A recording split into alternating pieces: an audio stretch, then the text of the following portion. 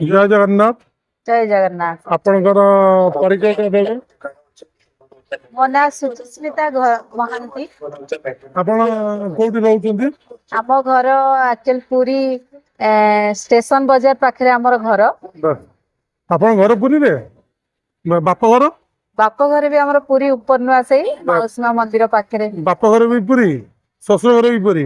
भाग्य हो भाग्य। आपण आपण डेली एतिकी जगन्नाथ को दर्शन करथुबे? निहाती निहाती मो माँ तो जगन्नाथ प्रेमी थिले, प्रतिदिन मंगल आरती दर्शन करती। माने प्राय लगातार झड़ बात्या वर्षा पवन जहाँ भी हो प्रतिदिन सकाळु मंगल आरती दर्शन करती।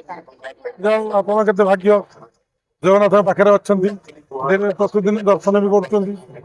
जगन्नाथ विषय रे किछि गोटे अनुभूति कहंतु जोटा आपण बीती थिबो ते बेले किछि अनुभूति कहंतु। कालिया तो कृपा आम समस्तଙ୍କ उपरे झरिची, किंतु तार तो महिमा अपरंपार। गोटे छोट अनुभूति मु कहूची। ठाकुर सेतबेले गुंडीचा मंदिर थांती, नवदिन यात्रा चली थाए। आमे जेतो साधारणतः पुरीवासी टिके डेरी राति 8:30 9टा 10टा बेलू आम मंदिर दर्शन करने को बाहर शांति दर्शन कर से दिन। आमे जेहेतु टिके झील पुरी साधारणतः झील मैंने टिके एते बेसी बाहर को आमे टिके बाहरी न थाउ, तेणु पुणी आम बड़िया लोक मुझे नाई एते राति जी से कहीं मन है टिके महाप्रसाद कहीं हठात मोर 9:30 राति है महाप्रसाद खाया को भारी इच्छा है। तापर मुझे 9:30 है घर बाहर भी मंदिर गुंडीचा मंदिर तले थांती से बेदी जन्म बेदी तेणु पहुंचला बेलू मत अध घंटे घंटे लगे राति 10टा मु फेरबी केमती एमती भाभी भाभी भितर कौन है आपे आपे मु बाहरी पड़ी मंदिर अभिमुखे गुंडीचा मंदिर को बाहर माने नाही नाही सत्य माने एमती भी भावे डर लगे एत रात्रि तथापि केमती मु बाहरी जाइछि। घटनाटी होची रथर बावडा भितर मझिरे नवदिन यात्रा से दिन बोधे थाए सप्तमी की अष्टमी एमती। तापर मु कौन कली घर बाहरी जाइछि तरपर जाइक जो पटे बाहरती आमर नाचेणा दुआर मैंने से बाटे पुलिस को अनुरोध कली सेपटे किंतु आजिकल जो डिसिप्लिन एत श्रृंखला छाड़ा टे मुस्किल तथापि कौन बड़े कालिया कृपार मुझे भी पलैनी मत कई कि माने बारण सेठी जाई सुरुखुरे जाई गंभीरा भितर कि सुंदर चतुर्थामूर्ति को मु दर्शन करुँगी।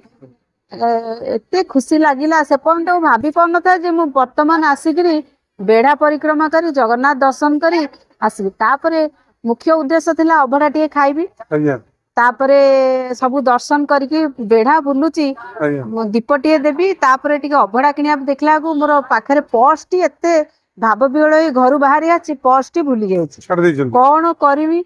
तापरे भोग केमती किनिबी दीप केमती देवी ता भीतर जाओ दीप पे केमती कौन 10-20 टंका पाखरे जोटू माने हेई गला से पर्स रे थिला।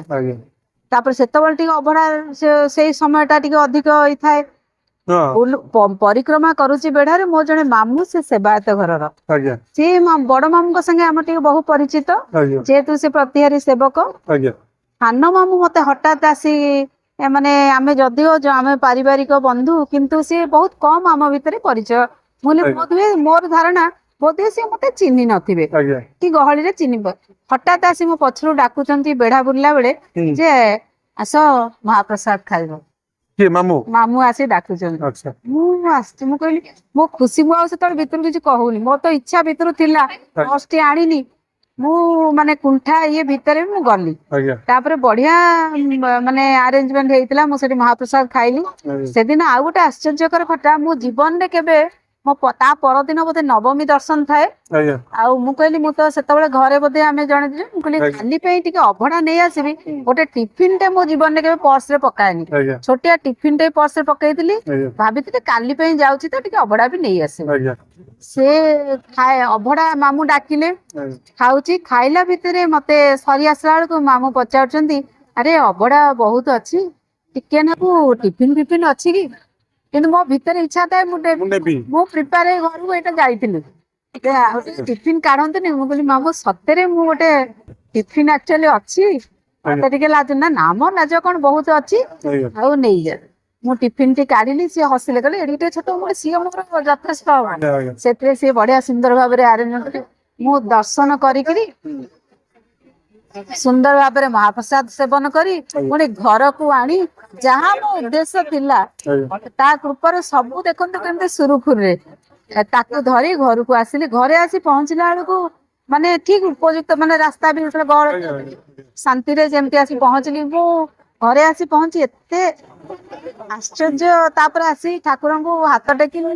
ତୋ କୃପା ଥିଲେ ରାତି ଅଧରେ ଭକ୍ତ ଯାଇ ଯୋଉଠୁ ଯାଇ ମାନେ ତୋ ଦର୍ଶନ କରି ପ୍ରସାଦ ପାଇ ମୁଁ ଆଜି ପର୍ଯ୍ୟନ୍ତ ଏଇ ଚମତ୍କାରିତା ଠାକୁରଙ୍କର ଏଇ କୃପା ମୁଁ ଭୁଲି ପାରୁନି।